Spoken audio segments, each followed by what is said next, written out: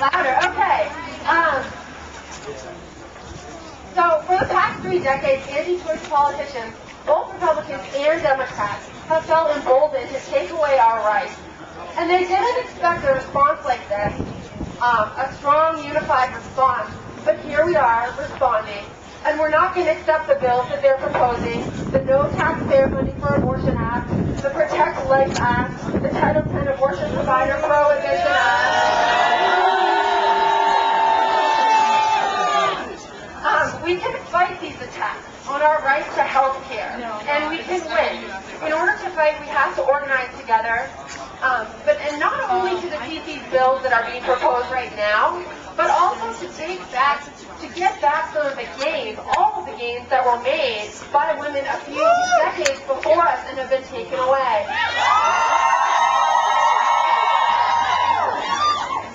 As a woman and as a socialist, my vision for women is a world in which we have access to fully funded abortion on demand as a regular part of medical care with no stigma.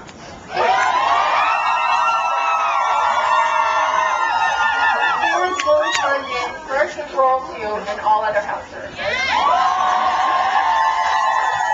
I want to live in a world in which women are viewed as fully equal to men and trusted with the care of their own bodies.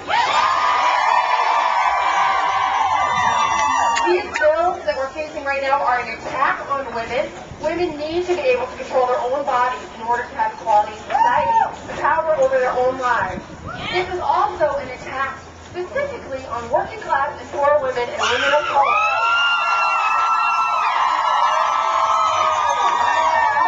Abortion is technically legal in this country. For many women, it's not acceptable. It's financially prohibitive, and it's also in 87% of counties, there's no abortion provider. In this economic crisis, more and more of us are finding ourselves unable to pay for medical services, including abortion and birth control. So this is affecting more and more of us. Okay, I'll shout. So if we can afford to spend hundreds of billions of dollars on 2 wars, I think we can afford to keep this funding and also to fully fund abortions and birth control, as well as STD testing. I'm sure that most of us have heard about the Women's Medical Society in Philadelphia, which was a so-called abortion clinic. They didn't even actually provide abortions, as I understand it. They forced women through labor and delivery and killed the infants after, and one woman that we know of died. This is what we will be facing if these bills were to go through. And that's why we're not going to allow that. We're not going to go back. We're going to go forward.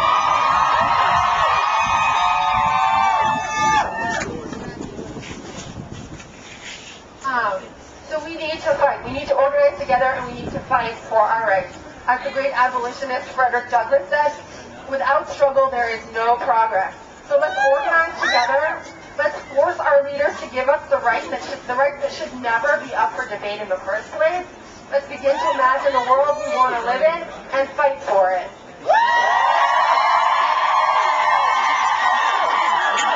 I also just want to make one little announcement, which